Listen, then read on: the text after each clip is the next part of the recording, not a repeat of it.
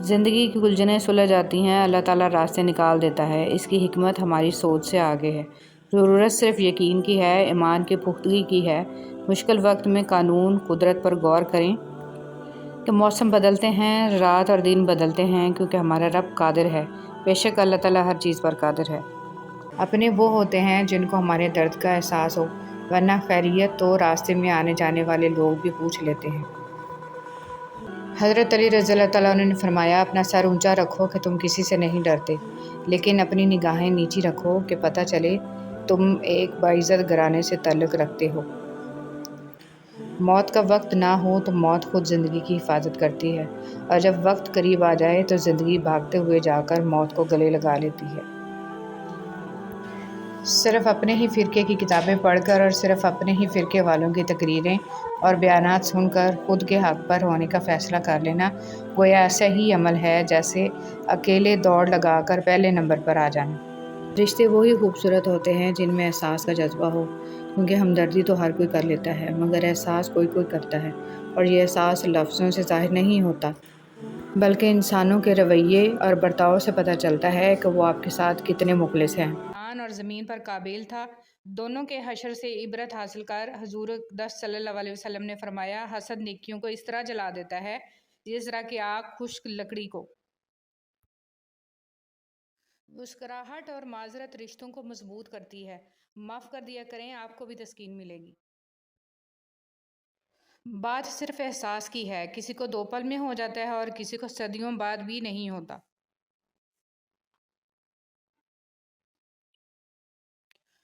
رب کی تقسیم سے انکار کرنا حسد ہے، بھلا اس سے بہتر کون جانتا ہے کہ ہم کس چیز کے کتنے مستحق ہیں۔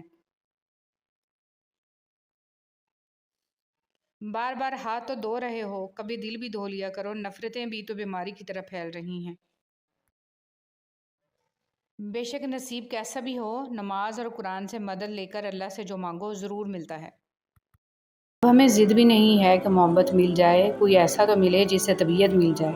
ایسا فرق کا زمانہ ہے کہ قرآن میں بھی رونے لگتا ہوں اگر صبر کی کوئی آیت مل جائے۔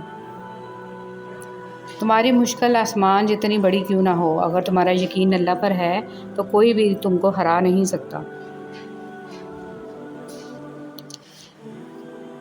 دلوں میں بسنے والے تو پھولوں کے جیسے ہوتے ہیں، دنیا سے چلے بھی جائیں تو پیچھے یادوں کی خوشبو چھوڑ جاتے ہیں۔ اللہ جب کسی کو اپنی طرف لانا چاہتا ہے تو اسے کسی کے ہاتھوں ضرور توڑتا ہے، تاکہ اسے احساس ہو جائے کہ اللہ کی محبت کے علاوہ سب محبتیں فنا ہیں۔ آہستہ آہستہ انسان دوسروں کو قائل کرنا چھوڑ دیتا ہے، اسے سمجھ آ جاتی ہے کہ کس کی کتنی پرواہ کرنی ہے، کس سے کتنی امید رکھنی ہے اور کس سے کتنا فاصلہ رکھنا ہے۔ زندگی سب سکھا دیتی ہے۔ حضرت علی رضی اللہ تعالیٰ عنہ نے فرمایا، کسی بے قصور پر بہتان لگانا یہ آسمانوں سے بھی زیادہ بھاری گناہ ہے۔ الرحمن، وہ آزماتا بھی ہے اور نوازتا بھی ہے۔ اس کا ہر انداز بہت خوبصورت ہے، کیونکہ وہ رحمان بھی ہے اور رحیم بھی ہے۔ سستے لوگوں سے اس کی امید نہ رکھیے۔ اللہ بدل دیتا ہے حالات، کوئی بھی آزمائش ہمیشہ نہیں رہتی۔ عزت تو سب کو چاہیے، مگر لوگ واپس دینا بھول جاتے ہیں۔ اے اللہ، اس دن کی رسوائی سے بچا جب تو فرمائے گا، اے مجرموں آج الگ ہو جاؤ۔ نرم دل لوگ جلدی رو پڑتے ہیں، جلدی روٹھ جاتے ہیں، جلدی مان بھی جاتے ہیں۔ سنا ہے اللہ کو ایسے لوگ پسند ہیں۔ سب مطلب کی بات سمجھتے ہیں، کاش کوئی بات کا مطلب سمجھتا۔ ہماری دنیا کے مسائل اتنے زیادہ نہیں ہیں جتنے طنز، سوال، دل دکھا دینے والے تبصرے۔ اگر صرف زبان روک لی جائے تو لوگوں کے دلوں کی تکالیف کم ہو جائیں گی اور بہت سے دلوں کو سکون ملے گا۔ جنہیں احساس ہی نہ ہو ان کے ساتھ گلے شکوے کیسے؟ 3 نیکیاں جن کو کرنے سے قیامت کے دن عرش کا سایہ نصیب ہوگا: ٹوٹے ہوئے رشتوں کو جوڑنا، دل نہ چاہتے ہوئے بھی معاف کرنا اور کسی کے گناہوں کا پردہ۔ تو میں اتنا حسن ہے کہ وہ بھٹکے ہوئے لوگوں کو راہ دکھلاتی ہیں۔ سب چھوٹ جائے مگر رب سے رابطہ نہیں چھوٹنا چاہیے۔ اگر خود چل کر اس کی طرف نہیں جاؤ گے تو وہ غم بھیج کے تمہیں اپنی طرف رجوع کروا لے گا کہ تم سے زیادہ تمہارا رب تم سے محبت کرنے والا ہے، تو لوٹ آؤ اپنے رب کی طرف کہ دلوں کا سکون اللہ ہی کے ذکر میں ہے۔ دعاؤں کا رنگ نہیں ہوتا، مگر جب یہ رنگ لاتی ہیں تو زندگی میں رنگ بھر جاتے ہیں۔ کچھ لوگ اس لیے اللہ کو تلاش کرتے ہیں کہ اللہ ان کے بگڑے کام سنوارنے والا ہے، اور اہل دل حضرات اس لیے اللہ کا تقرب مانگتے ہیں کہ ان کو قرار ملے، تسکین حاصل ہو، اطمینان نصیب ہو۔ خوف کی عبادت اور ہے اور سجدہ شوق اور ہے۔ واصف علی واصف۔ لمبی آزمائش جتنی لمبی ہوگی اس پر پورے اترنے پر تمہیں بہترین سے نوازا جائے گا۔ صدقے کا افضل درجہ۔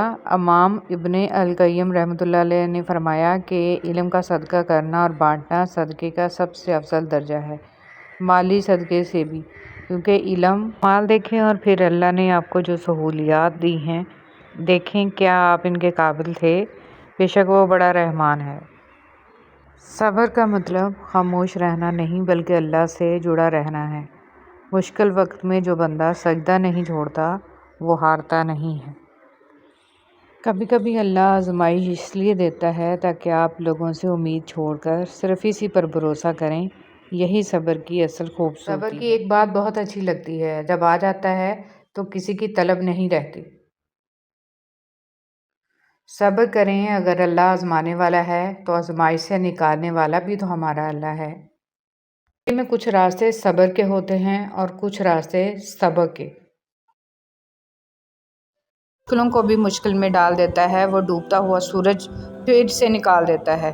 یقیناً میرا رب اپنے پیاروں کو بہت جلد مشکلات سے نکالے گا اور بیماروں کو جلد صحت عطا فرمائے گا۔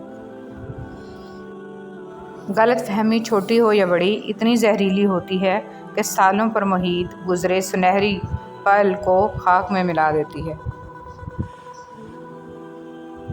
صدقہ فقیر کے سامنے عاجزی سے بادب پیش کر، کیونکہ خوش دلی سے نہیں۔ اللہ سے ڈرو، بندے سے گناہ ہو جائے تو ڈرے کہ اللہ پاک ناراض نہ ہو جائے، اور نیکی کی سعادت پائے تو بھی ڈرے کہ نہ جانے قبول ہوئی ہے یا نہیں۔